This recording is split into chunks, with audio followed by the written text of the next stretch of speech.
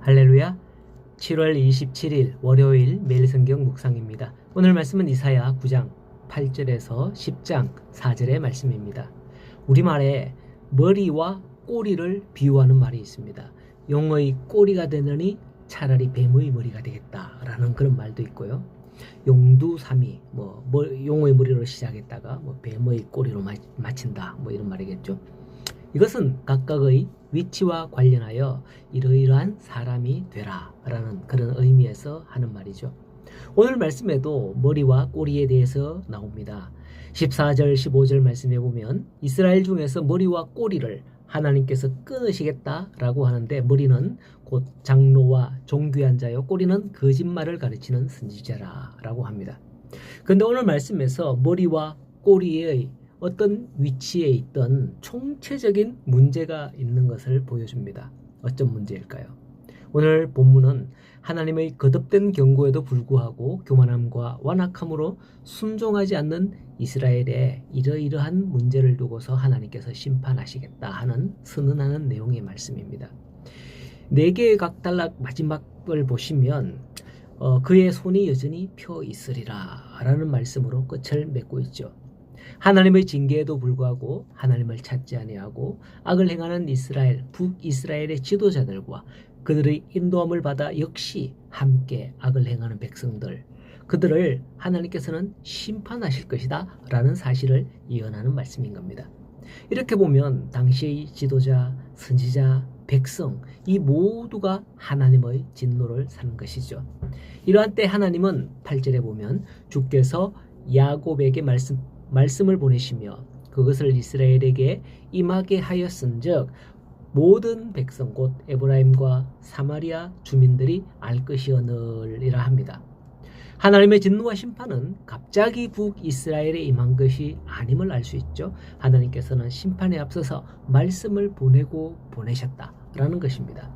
이 말씀이라는 것은 하나님의 종들을 통한 선포를 말씀하겠죠.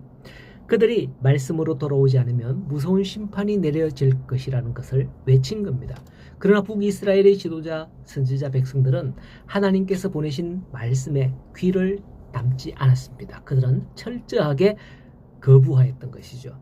9절에 보면 그게 나타나 있는데, 그들이 교만한 마음으로 말하기를 벽돌이 무너졌으나 우리는 다듬은 돌로 쌓고 뽕나무들이 찍혔으나 우리는 백향목으로 그것을 대신하리라 하는도다 라고 합니다. 하나님의 말씀은 말씀으로만 들려지는 게 아닙니다. 이건 오늘날에도 마찬가지죠. 말씀과 함께 우리 현실에서 무언가 일어나는 그런 현상들이 있는 거죠. 그것을 통해서 우리는 말씀을 생각하게 되고, 하나님께서 내게 이렇게 하라고 가르쳐 주시는구나, 말씀하는구나, 이걸 깨닫기도 합니다.